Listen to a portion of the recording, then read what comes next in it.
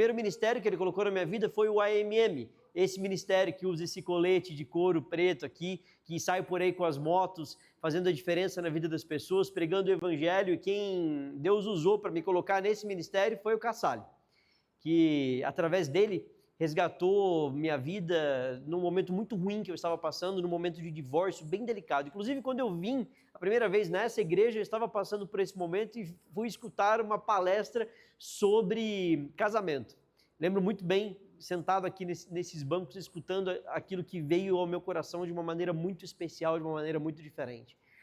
E aí Deus vai colocando outras ferramentas na nossa vida, porque esses ministérios que nós participamos, eles são apenas ferramentas para pregar o evangelho. Eu escutando aqui o louvor dessa manhã, o irmão disse assim que você tem usado os seus talentos, você tem usado os seus dons, o que você tem feito com o que Deus tem trazido para a sua vida. E eu fiquei muito feliz com isso, porque toda vez que eu vou para qualquer lugar, a mensagem principal, no fim das contas, é o que você tem feito com o que Deus tem colocado na sua vida, com as ferramentas que Ele tem te dado. E uma das ferramentas que Deus nos dá é o nosso corpo, porque sem o nosso corpo, a gente não consegue participar de ministério nenhum. Sem a nossa saúde, a gente não consegue sair do lugar. E eu sei disso tanto na minha vida, quanto na vida de amados, de queridos. Hoje era para minha esposa estar aqui conosco. Ela não está conosco porque está com problema de coluna. Está há quase 30 dias na cama com problemas sérios na coluna. Então eu sei que quando a saúde falha é delicado. Tive dengue há um tempo atrás, fiquei 14 dias imprestável. Foi a pior doença que eu já tive na minha vida. Porque a saúde falhou. Aí a gente não faz mais nada. Agora, esses ministérios, eles servem para usar os nossos dons, os nossos talentos, para servir a Deus. Às vezes você não sabe uma forma de servir a Ele, então cria. Pega alguma coisa que você gosta de fazer, alguma coisa que você ama fazer e faz disso um ministério. E assim Deus vai trabalhando na nossa vida. O segundo ministério que Deus me chamou foi o RaiVT. Só um segundinho.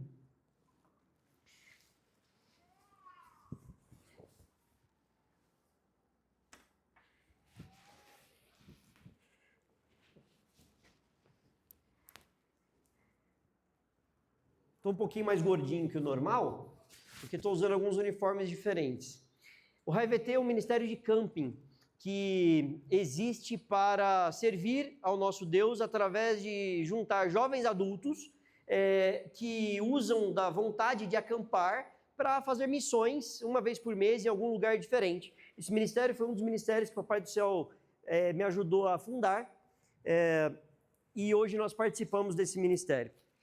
No meio desse caminho, a gente vai encontrando pessoas e vai falando com outros nichos de pessoas e a gente entende que existem outras ferramentas para servir a Deus e a gente vai agregando isso, porque preencher o meu tempo 24 horas por dia, 365 dias no ano para servir a Deus, precisa de várias ferramentas, de vários ministérios. E assim Deus me deu a fotografia como ministério. Me tornei fotógrafo para poder, inicialmente imaginei que fosse para ter uma fonte de renda, para poder servir a Deus, mas no fim das contas foi só mais uma ferramenta para servir a Ele através dos ministérios que eu já participava.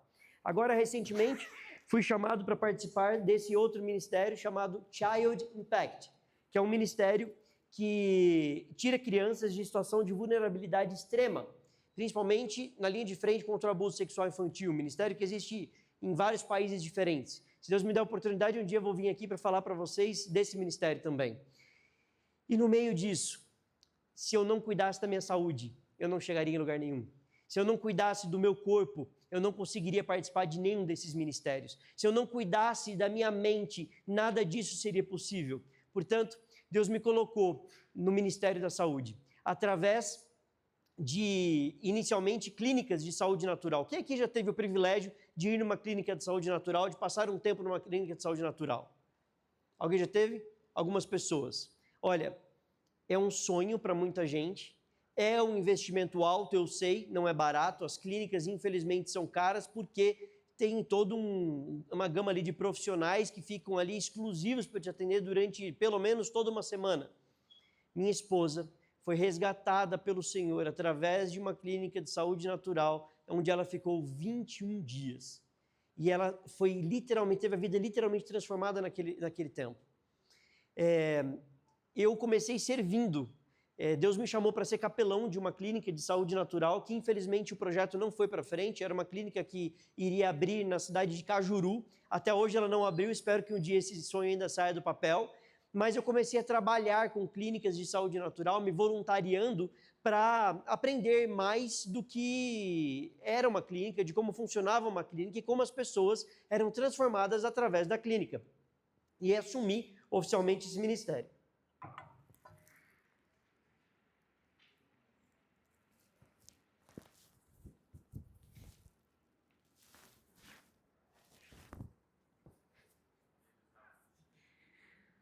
Ufa, está até mais leve agora. Agora sim. Ministério da Saúde. Queridos, a nossa saúde, ela é pautada por várias necessidades, por vários pilares que precisam ser levados em consideração. E eu aprendi isso na clínica, aprendi isso na vida, aprendi isso que se eu não cuidasse da minha saúde, algo muito ruim iria acontecer. Ainda estou nessa luta aí. Estou gordinho, estou acima do peso, deveria estar melhor, já tive melhor fisicamente do que estou hoje, passei por alguns processos, sofri um acidente de moto, parei de andar de bicicleta, que era algo que estava realmente transformando a minha vida a tal ponto que se tornou uma paixão também andar de bicicleta, pedalar vários e vários quilômetros por aí. Mas a questão é que muitas são as vezes que nós focamos no lugar errado. Porque eu não sei se para vocês isso é novidade, eu acredito que não, porque se comigo é assim, eu sou ser humano igual a todos vocês, acredito que todo mundo passa por esses perrengues e dificuldades. Quando a gente começa um propósito, eu vi aqui que tem alguns desafios de saúde para seguir os 8 remédios naturais, e quando você começa a se desafiar para fazer isso, você começa a enfrentar alguns problemas, porque o seu desejo é diferente. A gente quer as coisas gostosas desse mundo que destroem o nosso corpo. E vamos combinar, as coisas são gostosas. Não dá para você dizer para mim que algo que faz mal para o seu corpo, como um chocolate, como um refrigerante, como um doce, como alguma das coisas que acabam destruindo o nosso corpo, são ruins.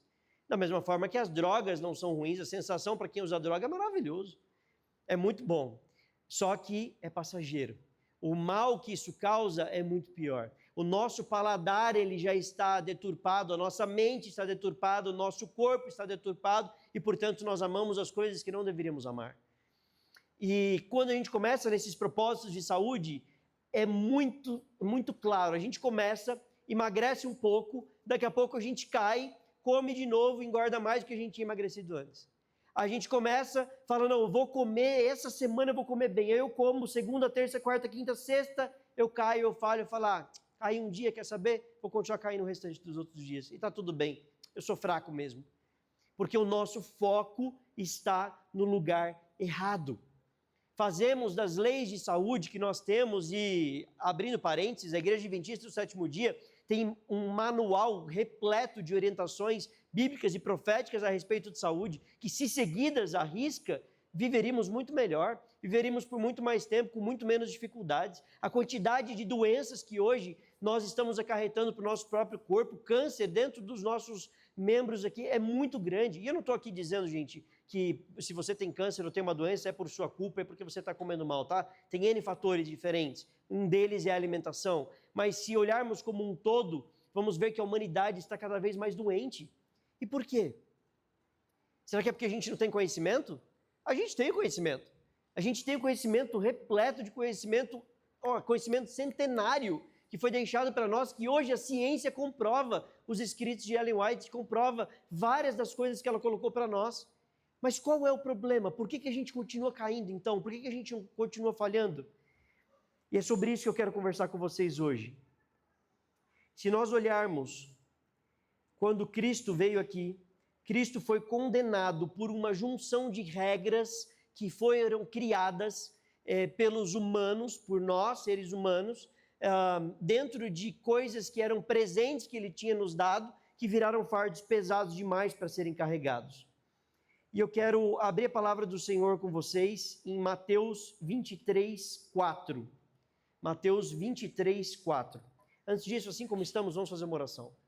Senhor nosso Deus, muito obrigado por tudo, muito obrigado por mais essa manhã, pela oportunidade de estarmos aqui, te servindo, te adorando, te louvando. Queremos te pedir, bom Pai, que agora ao abrir a Tua palavra, o Senhor fale conosco.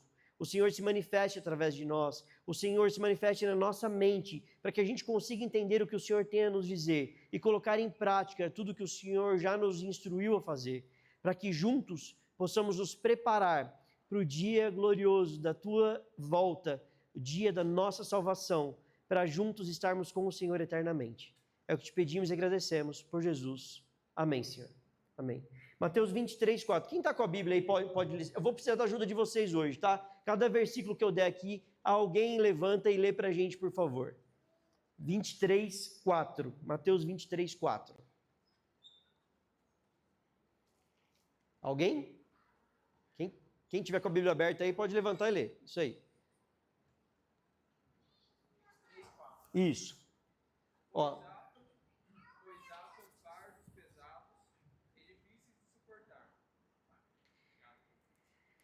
Pois atam fardos pesados e difíceis de suportar, e põem aos ombros dos homens, eles, porém, nem com o dedo querem movê-los.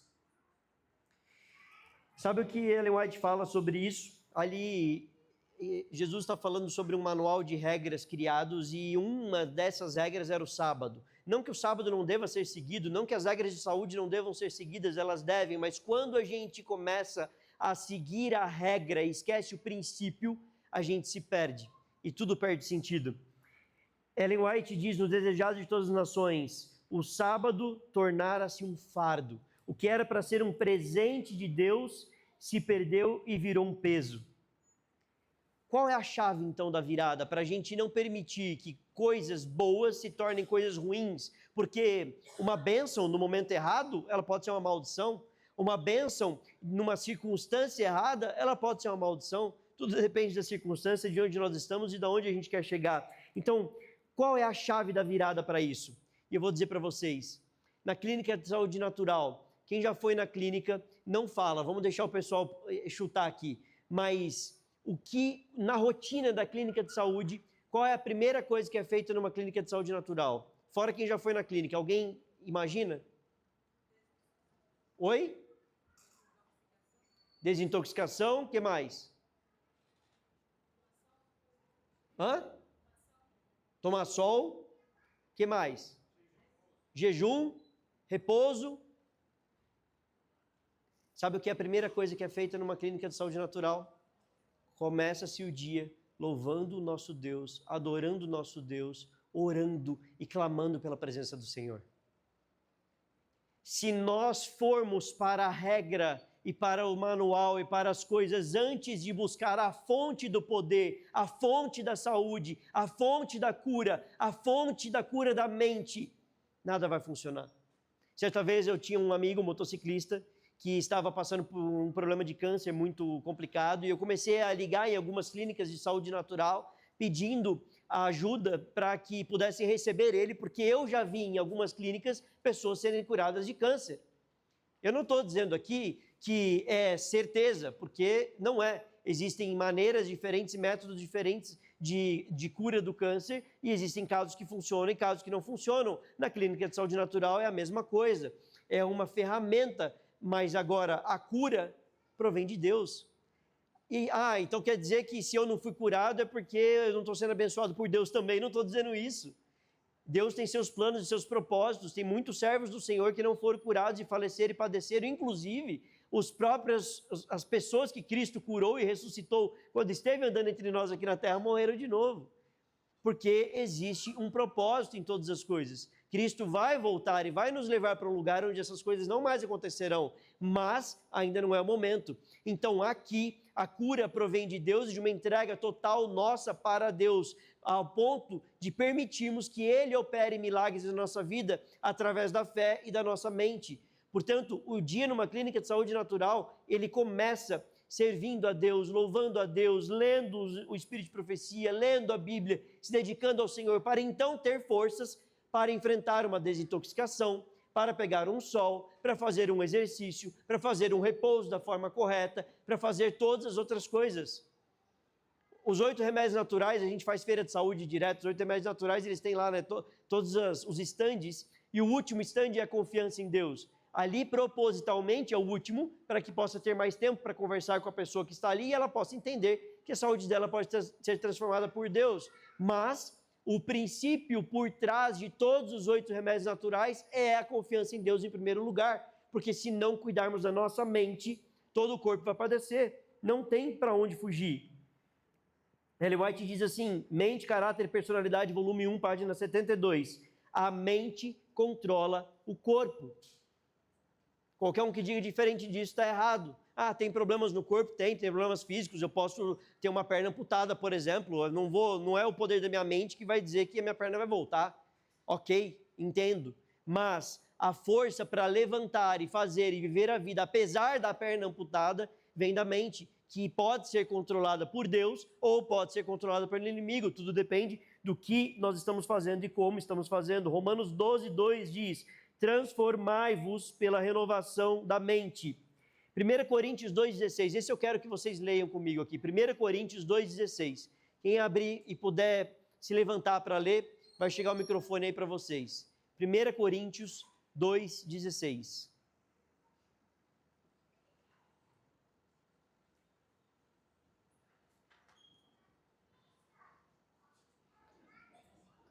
Chegou lá?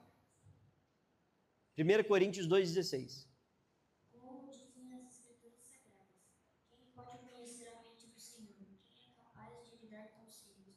Mas nós pensamos como Cristo pensa. Nós pensamos como Cristo pensa. Tem outras versões que diz assim, e nós que vivemos pelo Espírito, nós temos a mente de Cristo. Gente, a primeira vez que eu li esse versículo na minha vida, eu falei, o quê? Foi um baque absurdo para mim, porque, de verdade, eu estou longe, anos-luz de ter a mente de Cristo. Quantos aqui podem levantar a mão e dizer, eu possuo a mente de Cristo, eu penso como Cristo pensa, eu ando como Cristo anda, eu ajo como Cristo age, eu como Cristo come, eu vivo como Cristo viveu. Quem pode levantar e dizer isso aqui? Paulo disse isso. Como ele pôde dizer isso? O mesmo Paulo que, se olharmos lá atrás, o mesmo Paulo que em Romanos 7, 18, 19 diz, o bem que eu não faço, o bem que eu quero. Aquilo que eu quero fazer, eu não faço, e o mal eu acabo fazendo. Esse mesmo Paulo, em outro momento, diz que possuía a mente de Cristo. Como? Comunhão, relacionamento, entrega. Esse é nosso objetivo. Eu não estou aqui dizendo que temos que ser perfeitos. E eu vou abrir mais um parêntese para vocês. Ter a mente de Cristo não quer dizer que você tenha a mente de Cristo o tempo inteiro. Quando você falhar, quando você pecar, obviamente você não está servindo a Cristo e obviamente você não está agindo pela mente de Cristo. Mas quantas foram as vezes que vocês já não levantaram em algum momento e fizeram a coisa certa? Fizeram o que Deus pedia para fazer, louvaram o nome do nosso Deus, viveram como Cristo viveu, testemunharam como Cristo testemunhou, salvaram como Cristo salvou. Cada vez que vocês se levantaram e fizeram uma dessas coisas, vocês possuíram a mente de Cristo. Só que é uma luta até que Ele volte. Eu não estou pregando perfeição e eu nem acredito que a gente consiga ser perfeito. Até os que foram para o céu não foram perfeitos. Se você olhar para a vida de Elias, que foi trasladado aos céus, Elias falhou várias vezes, de várias formas diferentes. Tiago diz que Elias era tão humano quanto nós, que ele sofria o peso da culpa, do pecado, das dores, tanto quanto a gente. Mas, em muitos momentos, na maioria dos momentos da vida de Elias, conforme a palavra nos descreve, ele possuiu a mente de Cristo. O nosso objetivo deve ser iniciar o nosso dia clamando e pedindo pela mente de Cristo, terminar o nosso dia clamando e pedindo pela mente de Cristo, porque se nós pensarmos como Cristo pensa e agirmos como Cristo age, como não vamos comer o que é certo? Como nós não vamos nos exercitar? Como não vamos tomar sol? Como não vamos ter um ar puro? Como não vamos ter um momento gostoso entre família? Um momento bom, um momento que renove as nossas forças? É impossível. Eu não sei aqui quem vai para academia. Eu particularmente não gosto de academia, não. Prefiro mil vezes ir para bicicleta, estar na rua, ver gente, fazer as coisas diferentes. Quando vou me exercitar, é assim que eu faço. Mas eu sei que isso gera em mim a mesma coisa que gera em quem vai para academia, que é, você vai, pedala, horas, vai para academia, fica lá horas na academia todos os dias. Aí você volta para casa e tem lá aquele lanche completamente gorduroso, aquele sorvetão, aquelas coisas. Não dá um pesozinho na consciência e fala, eu vou comer esse negócio aqui. acabei de gastar um tempão na academia, acabei de me esforçar um monte, agora eu vou comer esse negócio, e aquilo ali começa aquela luta, porque uma coisa ela puxa a outra o tempo inteiro. Então é a mesma coisa, quando nos entregamos a Cristo e vivemos o que Cristo quer que a gente viva, o resto é consequência. Todas as regras de saúde, as leis de saúde, elas são para o nosso próprio bem e elas transformam vidas. Eu sou testemunha viva disso e eu vejo o quanto vidas têm sido transformadas nesses centros de vida saudáveis espalhados por aí. Mas tudo depende do propósito correto, do início de todo o trabalho, que é buscar a mente de Cristo, buscar o controle da mente, entregar esse controle para o nosso Senhor e Salvador Jesus Cristo. O resto é consequência. E aqui, queridos, eu quero contar uma historinha para vocês do quão importante é o controle da mente, do quão importante é a saúde emocional e a saúde espiritual. Eu poderia vir aqui hoje falar sobre jejum intermitente, por exemplo, que é algo muito maravilhoso. Se você não sabe o que é, dá uma pesquisada depois em casa. Eu poderia vir falar sobre todas as regras que nós temos ali no espírito de profecia, mas a maioria de vocês já conhece, já sabe. Mas eu escolhi falar sobre isso. Na verdade, Papai do Céu tem me incomodado para falar sobre isso, porque eu sei o que é ter uma mente longe de Cristo, ter uma mente destruída pelos males do pecado e ter uma mente que me afasta da vontade do Senhor e, por consequência, me paralisa onde eu não gostaria de estar paralisado. Já passei por situações como essa, quando eu fui resgatado pelo ministério, que eu estou dizendo para vocês, eu estava numa situação exatamente assim. E Deus usou esse homem aqui para me resgatar. Queridos, Elias veio na história do povo de Israel depois de um tempo, mais ou menos 100 anos antes de Elias aparecer no meio dessa história toda. Israel estava sendo liderado por Davi. Israel estava clamando a Deus, buscando a Deus, se entregando a Deus de uma forma tal que o povo estava 100% consagrado ao Senhor. Passaram por vários perrengues para chegarem nesse nível, passaram por várias dificuldades, mas chegaram nesse ponto. 100 anos depois, uma geração e meia depois, nos vemos na situação em que Elias estava se vendo, com um povo completamente corrompido na liderança do rei Acabe e da sua esposa maligna Jezabel, e cada vez mais deixando que a idolatria fizesse parte da vida deles. Eles substituíram a adoração a Deus por adoração a ídolos completamente diferentes, e com isso eles foram se afastando cada vez mais do Senhor. Agora, da mesma forma que a construção de ter uma mente de Cristo, da mesma forma que a construção de se achegar ao nosso Senhor e Salvador, da mesma forma que permitir que Cristo faça a diferença na nossa vida, não acontece assim do dia para a noite, não acontece porque a gente vem num sermão como esse e sai para casa e fala: uau, agora eu tenho a mente de Cristo, agora eu vou viver como Cristo viveu. É uma consequência de comunhão, de passinhos pequenininhos, dia após dia, um atrás do outro. Da mesma forma, a desconexão com Deus também não é num segundo para o outro.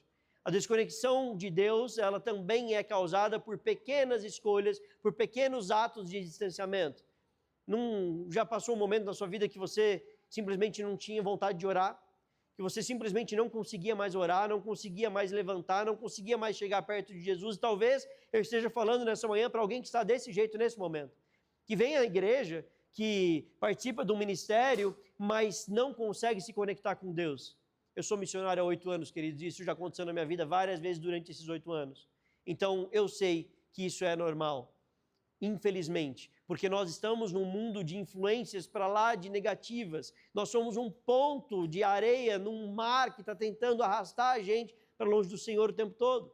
E se a gente não tomar cuidado e não buscarmos nos conectar com Deus de maneira realmente única e intencional, a gente vai se perder. Elias orou para não chover e não choveu. Elias, depois disso, começou a ser perseguido por Acabe, por Jezabel, de várias maneiras diferentes, e ele acabou se abrigando na casa de uma viúva de Sarepta. Ali ele foi recebido e ela não tinha nada para oferecer para ele, apenas um pouco de farinha, um pouco de azeite, e ele pediu comida para ela. Ela falou: mas se eu vou dar comida para você, eu vou ficar sem comer.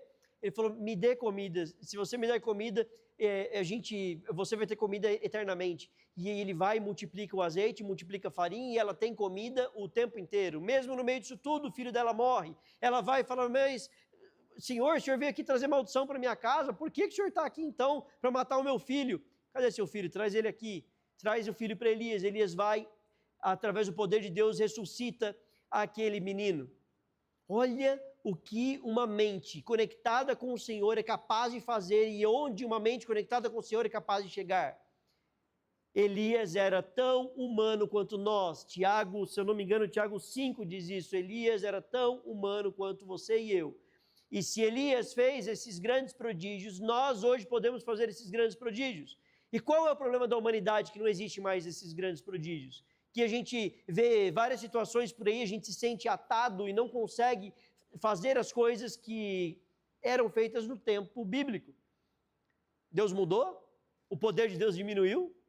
Não, a gente se desconectou de Deus. Ellen White, na época dela, muitos anos atrás, já dizia que hoje, nos tempos de hoje, nós estamos lotados de Acabes e Jezabel e estamos num nível de idolatria muito pior do que estavam o povo de Israel naquela época. E o problema é que essa idolatria é dentro da igreja. Porque, queridos, tudo que fazemos, tudo, ou está adorando a Deus, ou está adorando ao inimigo.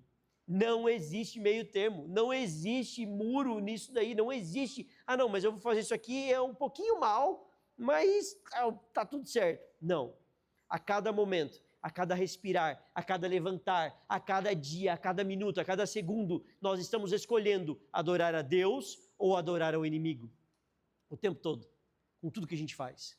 E a pergunta que você e eu devemos fazer, a cada decisão que devemos tomar é: isso aqui está adorando a Deus ou está adorando o inimigo? Se está adorando o inimigo, você já sabe o que fazer. Para. Pede força para Deus. O Espírito Santo de Deus, ele ora por você e através de você com gemidos inexprimíveis de dor, quando necessário for. Ele te dá o querer e te dá o agir. Está tudo na palavra do Senhor, não são minhas palavras. Então, por que estamos ainda escolhendo adorar o inimigo? Coríntios diz assim: tudo que façais, façais para a honra e glória de Deus. Quer comais, quer bebais, que seja para a honra e glória do Senhor. Tudo que a gente fizer deve adorar a Deus. Se não é assim, estamos passando por problemas e dificuldades. Queridos, aquele lugar onde Elias estava vivendo, onde o povo de Israel estava vivendo, estava parecendo com um Mad Max. Vocês já viram aquele filme, Mad Max? Pensa num lugar sem chuva. Pensa se parar de chover aqui por 3 anos. O que vai ser da nossa terra 3 anos sem chuva? Quando a chuva é um pouquinho menos do que o esperado, os milímetros lá que são esperados para o ano, a gente já começa a ter seca, a gente já começa a ter falta de saneamento básico de água, a gente começa a ter vários processos ali para cortar a água da gente por X horas por dia, a gente passa por uma série de dificuldades. Fique você 4 dias sem beber água para ver o que acontece com você. Um dia já é bem difícil, mas vai deixando um pouquinho mais de tempo. Agora pensa num lugar em que não chovia, nem orvalho tinha por 3 anos. Era o Mad Max. Qualquer gotícula de água que existia em algum lugar devia ser uma briga ferrenha para conseguir pegar aquela água e conseguir estar ali. Isso gera estresse das pessoas, isso gera doenças de pele, doenças intestinais, doenças das mais diversas possíveis. Falta de higiene básica já não era muito boa naquela época, não tinham os conhecimentos que nós temos hoje. Agora imagina sem água. Às vezes a gente lê as histórias da Bíblia e fica assim, mas 3 anos sem água, nossa, que legal, que coisa incrível, que coisa diferente. Mas não, olha isso, se transporte para essa realidade bíblica. É para isso que a Bíblia serve. E Elias sendo perseguido por Jezabel e por Acabe, porque o profeta do Senhor falou e aconteceu e ficou sem água. E aqui vai uma das lições para nós. Quantas são as vezes que nós fazemos coisas erradas para com Deus e as consequências desses erros a gente procura buscar um culpado que não seja nós mesmos? O povo de Israel estava vendo, gente, não era mais fácil falar, peraí, se foi Deus que mandou Elias falar para não ter água, Elias orou e não teve água, e agora não tem água porque Deus mandou, significa que ele está querendo dizer alguma coisa para nós. Então, bora falar com Elias de novo, entender o que está de errado, corrigir o que está de errado e a gente vai ter água de novo. Mas não, se afastaram cada vez mais em idolatria. E quantas vezes a gente não faz isso? A gente se afasta do Senhor e culpa o Senhor pelas coisas que acontecem na nossa vida. Falta de conexão com Deus, falta de saúde emocional, gera tudo isso para nós. Quer mais uma lição? Existia um servo do Senhor, Obadias, que era servo do rei Acabe. Olha que loucura isso. O cara servia Acabe, servia a Jezabel, estava dentro do reino, cuidando deles, fazendo o que eles ordenavam, menos o que não era da vontade do Senhor. O que não era da vontade do Senhor, ele dava um jeitinho.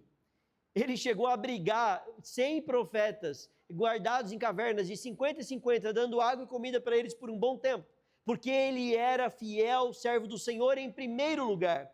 Então, a despeito de quem você serve aqui nesse mundo, do seu chefe, da sua empresa, que te orienta a fazer coisas erradas, contrárias à palavra do Senhor, te digo, é sua obrigação como cristão servir a Deus em primeiro lugar. E tudo que for contrário à palavra do Senhor, ainda que seu chefe diga para fazer A, faça B. Ah, mas o meu emprego. O que é mais importante? Seu emprego ou sua salvação? Seu emprego ou seu Senhor Jesus Cristo? Colossenses 3:23 diz, tudo que façais, faça para a honra e glória do Senhor, como para o Senhor, não como para homens. Queridos, Elias encontrou com Obadias. Obadias estava procurando água, procurando várias fontes de água ali, a mando do rei, e encontrou com Elias. E no meio disso ele olha Elias e fala, Elias, é o Senhor? E aqui é o primeiro sinal de que Obadias realmente era um servo do Senhor, porque ele chama Elias de Senhor. É o meu Senhor que está aqui falando. Elias confirma, sim, sou eu, é Elias, porque Elias estava sendo procurado de várias formas diferentes. Vários reis fizeram acordos com o rei Acabe para garantir que Elias não estivera nas suas terras. E ainda assim, Elias ficou todo esse tempo escondido. E Obadias, o próprio Obadias, servo direto do rei, encontra com Elias. Elias vai e fala para ele, olha, vai lá e volta para o rei e fala para o rei que eu estou aqui, que você me encontrou. Obadias fala, não, meu senhor, eu não posso fazer isso. Se eu fizer isso, eu vou chegar lá, o rei vai me matar, por que eu não levei você? Depois, mais um segundo sinal de que Obadias reconhecia o poder divino de Deus através de Elias, é que ele vira para Elias e diz, olha só, Elias, se o Espírito do Senhor pegar e te levar para outro lugar daqui, eu apareço lá no meu rei sem você, aí lascou, ele vai me matar. Leiam depois a história, 1 Reis, capítulo 18, leiam capítulo 18, capítulo 19, capítulo 20, Profetas e Reis, capítulo 10, 11, 12, 13. Vocês vão entender esse cenário, mas leia para pegar as entrelinhas, as coisas minuciosas. Faça esse trabalho de casa e aplique isso para a sua vida, como você está vivendo hoje. Eu não sei o que você está vivendo, eu não sei quais são as suas dificuldades, eu não sei o que te impede de estar vivendo o que Cristo gostaria que você estivesse vivendo. Mas você sabe, enquanto eu estou dizendo aqui, o Espírito Santo está tocando no seu coração e dizendo para você o que, como e quando você precisa mudar. Elias volta para o rei Acabe, se apresenta para o rei Acabe ousadamente, audaciosamente, e fala para o rei Acabe várias palavras de ousadia. O rei vira para ele e fala, você está amaldiçoando e atormentando Israel há um bom tempo. Elias volta e fala, não estou atormentando Israel. Vocês que estão se atormentando, pela sua liderança isso está acontecendo. Faz o seguinte, reúne toda a sua galera lá, todos os seus profetas, lá no Monte Carmelo, 450 profetas de Baal. Chega lá e a gente vai conversar. Queridos, faz sentido um negócio desse? Elias estava sendo perseguido por Acabe e Jezabel, eles estavam tentando matar ele. Elias aparece lá no reino, se apresenta e não é morto. E muito pelo contrário, dá uma ordem para o rei, e o rei, como se fosse um súdito, simplesmente aceita e vai para o Monte Carmelo. Não faz sentido, se isso não é o poder de Deus na vida de uma pessoa, não faz sentido. Eles chegam no Monte Carmelo, todo mundo ali cheio de pompa. A serva do Senhor diz que eles chegaram com todas as vestes reais, cheio de honrarias, e todos os profetas de Baal se apresentaram e fizeram ali a sua apresentação. E todos calmamente escutam Elias dizer. E Elias fala, olha, vamos fazer o seguinte, monta aí 2 sacrifícios, vamos matar 2 cordeiros, despedaça os cordeiros, coloca no altar, ora para o Deus de vocês são em maior número, então vocês oram primeiro, faz aí os rituais de vocês e pede para o Deus de vocês mandar fogo. Se o Deus de vocês mandar fogo, aí sim, esse será o Deus verdadeiro. Senão, a gente vê o que o meu Deus vai fazer. E eles começam, e eles ficam ali, a Bíblia descreve que eles ficam a tarde inteira se autoflagelando, gritando, fazendo vários rituais, clamando a Baal para que o fogo ali caísse. A serva do Senhor diz que eles faziam alguns movimentos como se arremessando para cima do altar, na esperança de que algum raio solar caísse ali no altar e saísse uma faísca de fogo, porque Elias sabia que se uma faísca apenas de fogo queimasse algum pedacinho daquele sacrifício, Elias seria morto naquele mesmo momento, porque Elias estava sozinho. Era Elias contra todo o povo de Israel, Elias contra 450 dos profetas de Baal. E aí vai mais uma lição para a gente. Quantas são as vezes na nossa vida que nós estamos sozinhos? Que a minoria que está servindo a Deus, a minoria que está preocupada com o que o Senhor realmente deseja de nós. E ali estava Elias, cheio do poder do Espírito do Senhor, calmo, manso, sereno e tranquilo, na certeza de que o Deus de Israel, o Deus dele, iria honrá-lo. Passou tudo isso, no meio disso tudo, Elias era tão audacioso, tão ousado, que ele ainda zombava. Ué, esse Deus de vocês está dormindo? Está descansando? Tirou férias? Foi passear? Cadê esse Deus aí? E assim ele zombava daquele povo, porque ele sabia o Deus a quem ele estava servindo. Acabou tudo isso? Acabou? Terminou a festa aí? Parou os paranauê todos que vocês estão fazendo? Beleza? Então vamos lá, agora é minha hora. Faz o seguinte, traz 4 cântaros de água, joga no altar. Elias fez uma vala em volta do altar. Traz mais 4. 4 só não foi suficiente. 8 cântaros de água. Traz mais 4. 12 cântaros de água. A palavra descreve que tinha tanta água que encheu toda aquela vala que estava, molhou todo o sacrifício. E aí Elias ora e faz uma singela oração.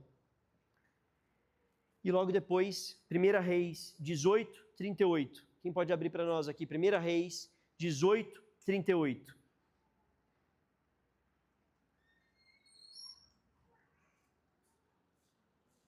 Sei que eu já passei do meu tempo, queridos. A gente já está terminando. Já estamos chegando ao fim. 1 Reis 18, 38. Alguém? Então caiu o fogo do Senhor e consumiu o holocausto e a lenha, e as pedras e o pó, e ainda lambeu a água que estava no meio. Deus é tão maravilhoso que até a água que estava ali foi consumida. Vocês já viram fogo consumir água desse jeito?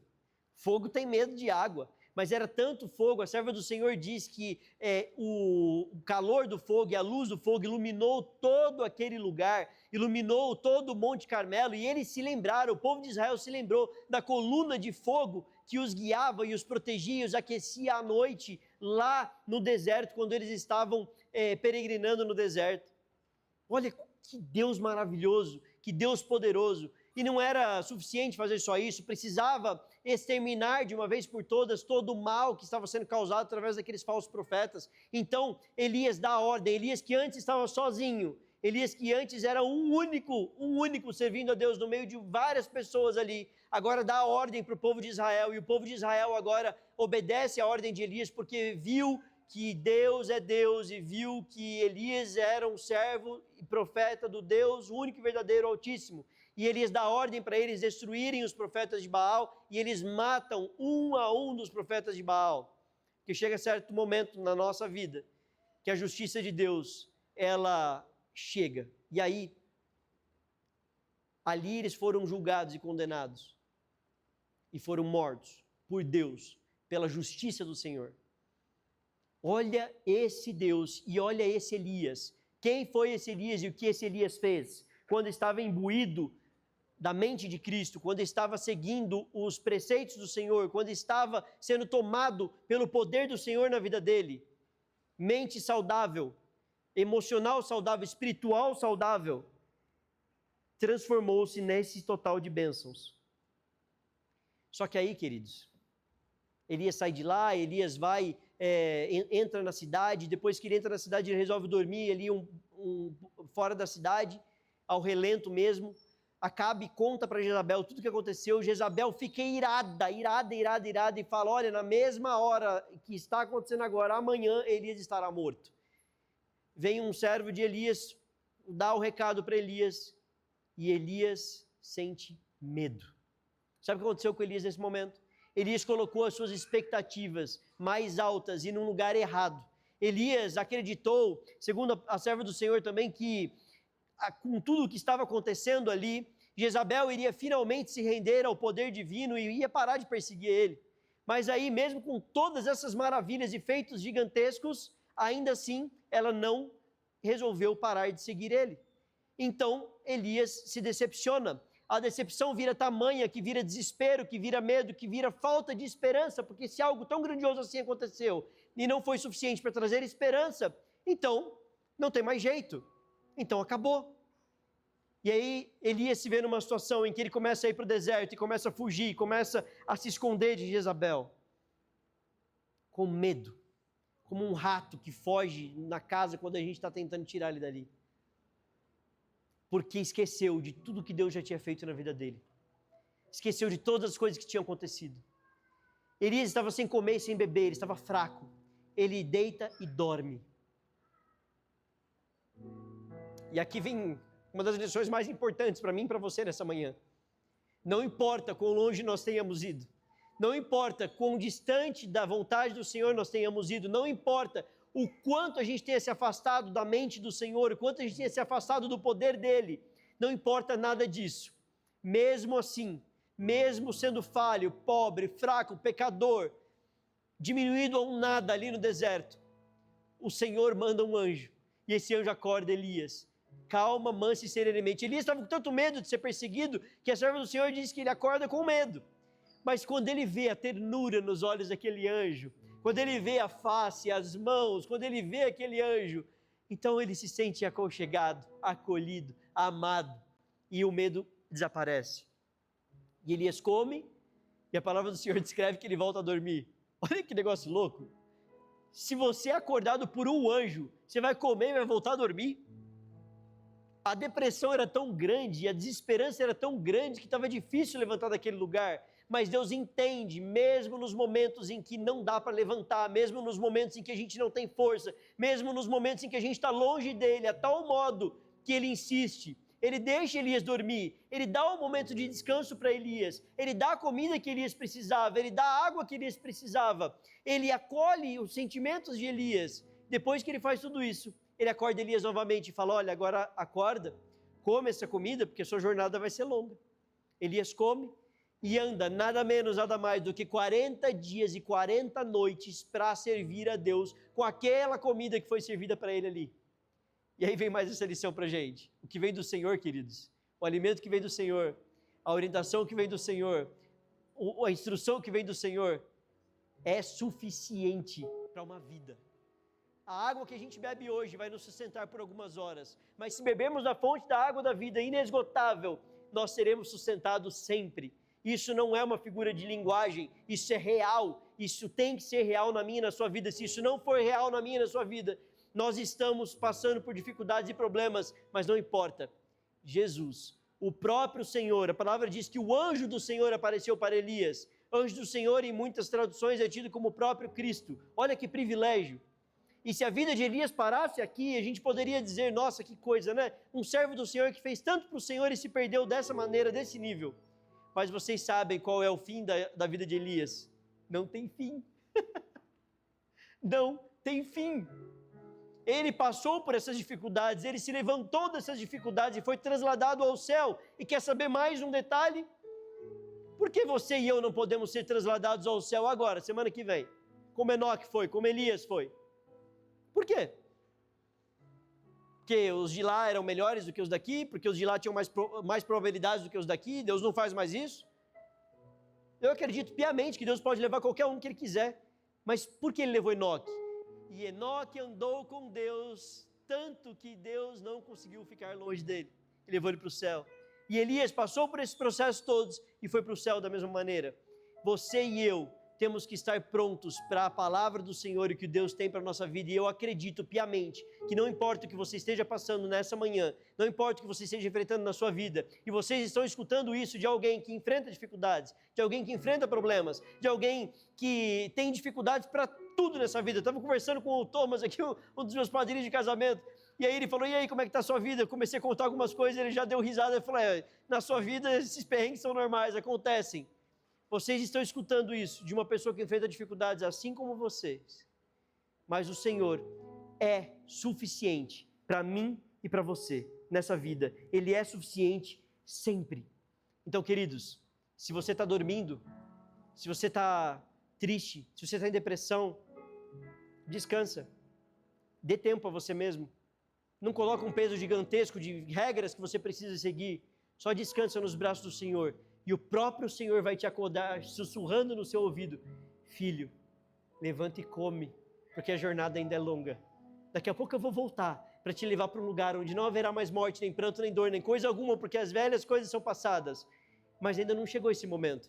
Então levanta, come, eu vou te ajudar nessa jornada. Daqui a pouco a gente se vê, filho. Daqui a pouco a gente se abraça. Está chegando. Não esqueça dessa mensagem. Não esqueça disso. Esqueça do meu nome. Esqueça de quem eu sou. Esqueça dos ministérios que eu participo. Mas não esqueça que o Senhor e Salvador, Criador da sua vida, mantenedor da sua vida, está nesse momento agora do seu lado, te abraçando, te cuidando, te acarinhando e dizendo: filho, eu estou com você. Busque a mente de Cristo com tudo que você pode encontrar. E o resto é resto. Vamos orar? Senhor nosso Deus, bom Pai, muito obrigado, Senhor, pela possibilidade de estarmos aqui nessa manhã. Muito obrigado pelo privilégio de servir. Falar sequer o Teu nome, dizer o nome Deus em alta voz, já é um privilégio gigantesco, porque poderíamos ser consumidos pelo Teu poder, mas esse mesmo Teu poder, Ele não só consome os maus e não só traz justiça para quem é injusto, mas esse poder também restaura os fracos e oprimidos, Ele nos ajuda a carregar os nossos fardos, Ele transfere fardos, esse poder nos dá vida e vida em abundância, Ele nos dá saúde emocional, espiritual, para podermos cuidar da saúde física do nosso corpo. Esse poder traz vida a quem não tem vida, traz visão a quem não tem visão, traz o andar a quem não consegue andar, traz o levantar da cama a quem não consegue se levantar. Então, Senhor, eu clamo nessa manhã que se alguém que está aqui nessa igreja hoje, ou alguém que está em casa assistindo parte desse sermão, esteja passando por uma dificuldade grande e ao ponto de querer desistir, como eu já quis algumas vezes, eu clamo que o mesmo poder que me levantou do pó, que me levantou das cinzas, levante essa pessoa. Senhor, alcance quem precisa ser alcançado, nos ajude a sermos seus braços, suas mãos, suas pernas, seus pés, sua boca para quem precisa de uma palavra, para quem precisa de um sorriso, para quem precisa de um cuidado, para quem precisa de um alento. Nos ajude a ser luz na vida de quem precisa, sal para dar sabor à vida de quem já não sente mais sabor nessa vida. Por favor, Senhor, que essas bênçãos que o Senhor está derramando na nossa vida hoje não terminem em nós, mas elas sejam multiplicadas através de nós para toda uma geração. Nos ajude a preparar essa terra como 12 pessoas prepararam a terra para a sua volta. Que mais 12 hoje preparem a terra para o seu retorno final, definitivo, de uma vez por todas, para nos levar para Canaã celestial, num lugar onde poderemos abraçar o Senhor e viver calma e tranquilamente, sabendo que estamos sendo sustentados, guiados, acolhidos, amados pelo poder único, maior, grandioso do universo, que é o Senhor nosso Deus. Continue conosco, nos abençoe nesse dia de sábado, nos ajude a fazer melhores escolhas para a nossa vida e para a nossa saúde. É o que nós pedimos e agradecemos, entregando a nossa vida nas Tuas mãos, por Jesus. Amém, Senhor.